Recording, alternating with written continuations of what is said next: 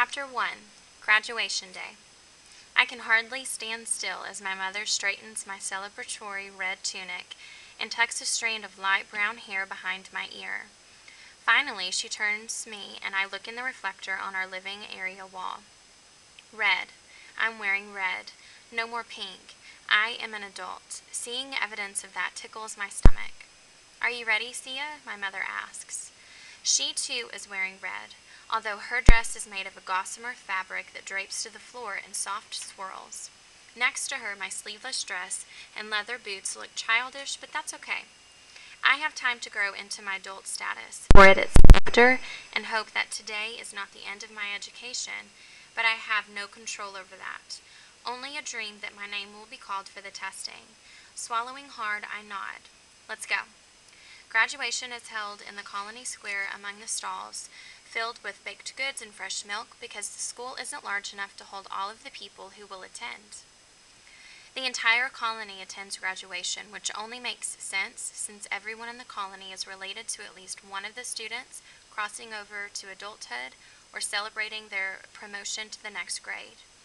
This year is the largest graduating class the Five Lakes Colony has had, 8 boys, 6 girls. A clear sign that the colony is thriving.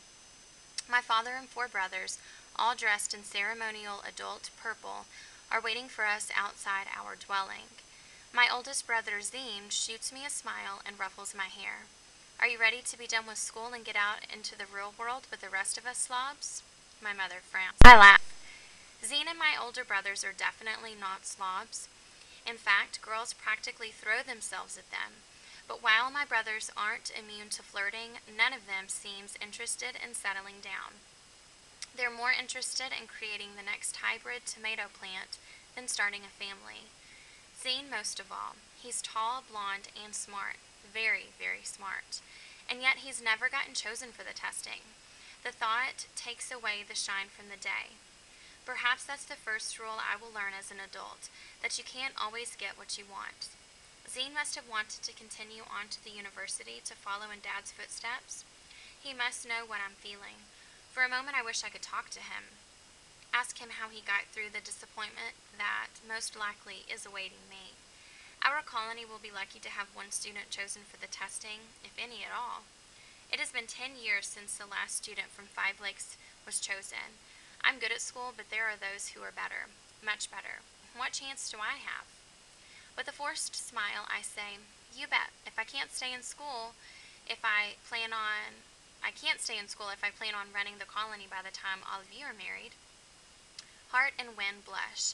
They are 2 years older than me, and the idea of marriage and dating makes them run for cover. The 2 of them are happy working side by side in the nursery, growing the flowers and trees Dad has created to withstand the corrupted earth at the outskirts of the colony. No one will be doing much of anything if we don't get moving. Mother's voice is sharp as she heads off down the path. My brothers and father quickly follow.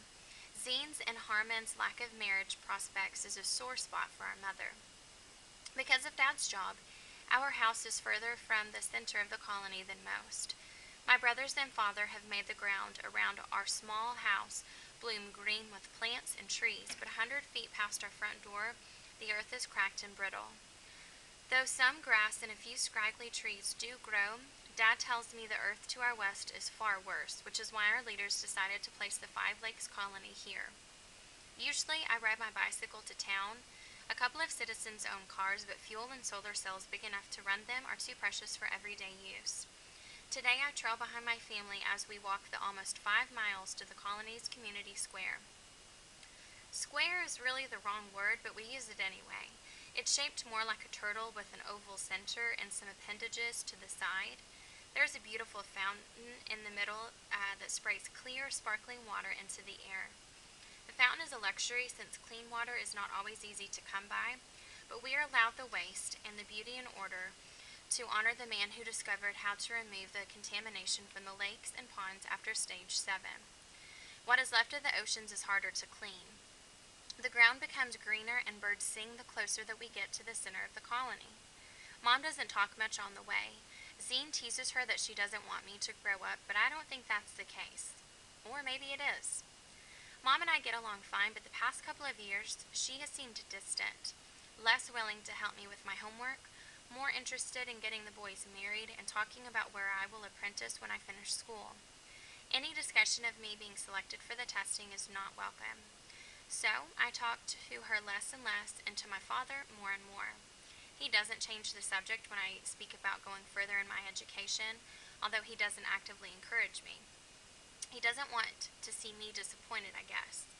The sun is hot and sweat drips down my back as we trek up the final hill. The sounds of music and laughter from just out of sight have me quickening my step. Just before we reach the top, Dad puts his arm around me and asks me to wait while the others go on ahead.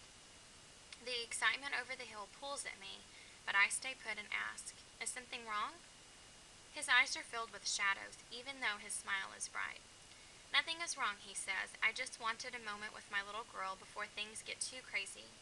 Everything changes the minute that we go over that hill." I know. Are you nervous? Kind of. Excitement, fear, and other emotions swirl inside me, making it hard to tell what I'm really feeling. It's weird not knowing what I'm going to do when I get up tomorrow. Most of my classmates have made choices about their future. They know where they will apprentice or if they will move to another colony to find work. Some even know who they are going to marry. I know none of these things, although my father has made it clear I can work with him and my brothers if I choose. The option seems bleak at best, since my thumb is anything but green. The last time I helped my father, I almost destroyed the sunflower seedling he had spent months creating. Mechanical things I fix, plants I kill. "You're going to get up and face whatever comes. I'll be proud of you no matter what today brings." Even if I don't get accepted for the testing? Especially if you don't get accepted for the testing. He smiles and gently pokes me in the belly. When I was little, that never failed to send me into fits of laughter. Today, it still makes me grin.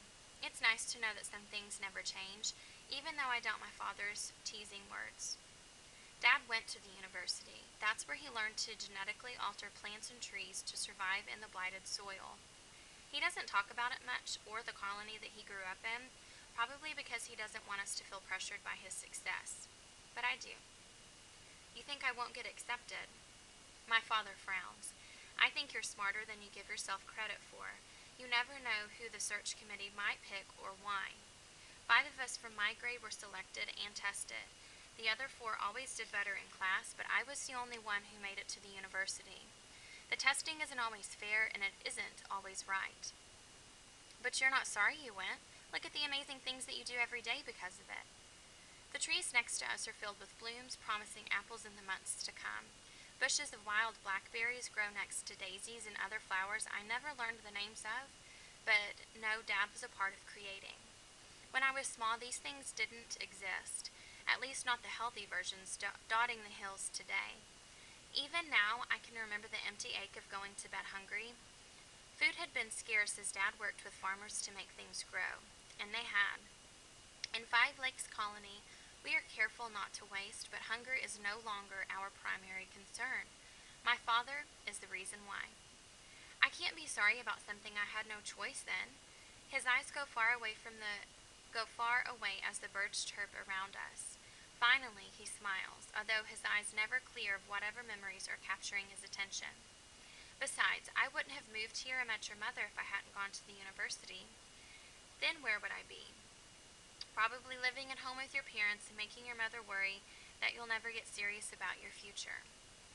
The clouds disappear from their depths, and his eyes twinkle as he ruffles my hair.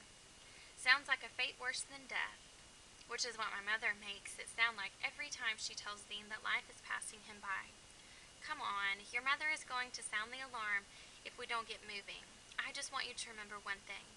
I believe in you, no matter what." Arm in arm, we start up and over the hill to join the festivities. I smile, but deep in my heart, I worry that Dad has always expected me to fall short of his achievements, that I will disappoint, no matter what. Because the colony is spread out over many miles, this is the one guaranteed occasion every year when the entire population of 5 Lakes gathers together. Once in a while, we all congregate when there is a message from our country's leaders that needs to be delivered to everyone, but those occasions are rare. At just over 900 citizens, our colony is one of the smallest and farthest from Tosu City, where the United Commonwealth Government is based. rank much attention, which is fine by most of us, we do well on our own.